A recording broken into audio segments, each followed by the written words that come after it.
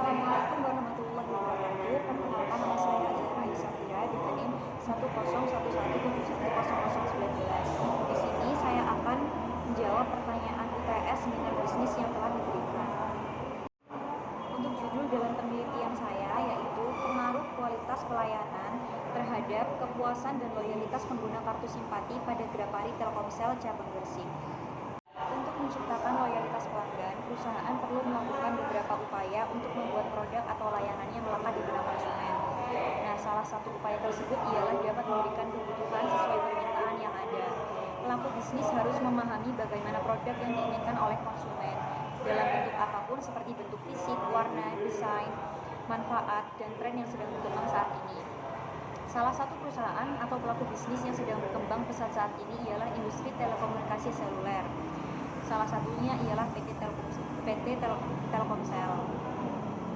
Nah, fenomena dalam penelitian ini ialah di era industri 4.0, Telkomsel meningkatkan kualitas pelayanan dan penjualannya dengan menawarkan produk berkualitas tinggi yang berpengaruh terhadap kepuasan maupun loyalitas pelanggannya.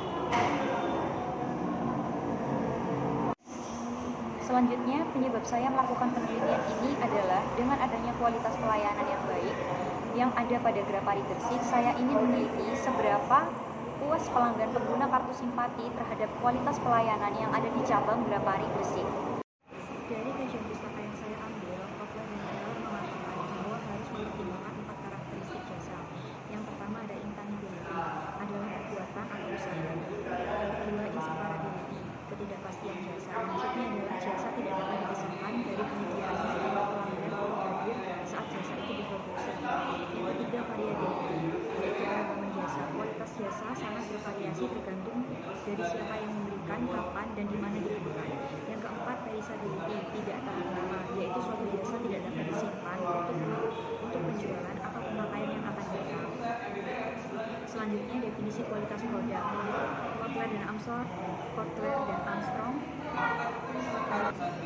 Dimensi kualitas produk yang digunakan adalah dimensi berdasarkan Kotler dan Armstrong, yang terdiri dari yang pertama kinerja, yang kedua reliability, yang ketiga karakteristik produk, yang keempat keawetan, yang kelima konsistensi, yang keenam kemudahan perbaikan, yang ketujuh estetika, dan yang terakhir esensibilitas. Penelitian.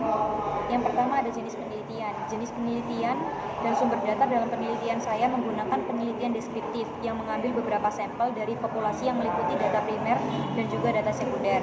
Data primer akan diperoleh langsung dari responden. Dalam penelitian yang saya gunakan, teknik ini menggunakan kuesioner dan juga dokumentasi.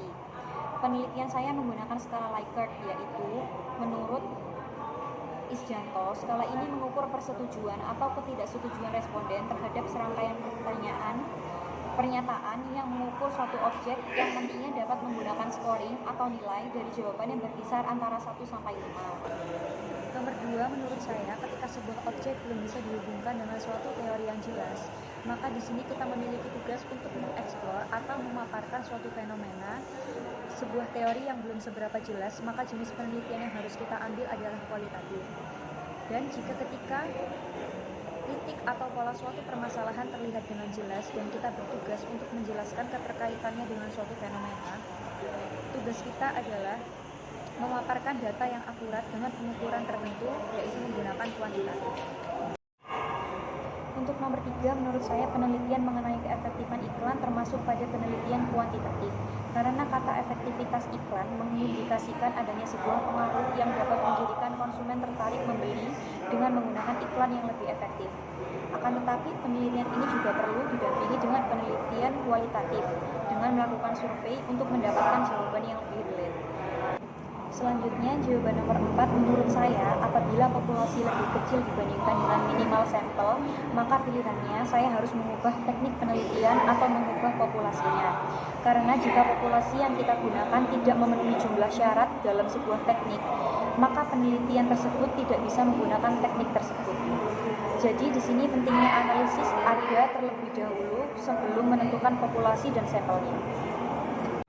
Selanjutnya, untuk pertanyaan nomor 5, menurut saya boleh.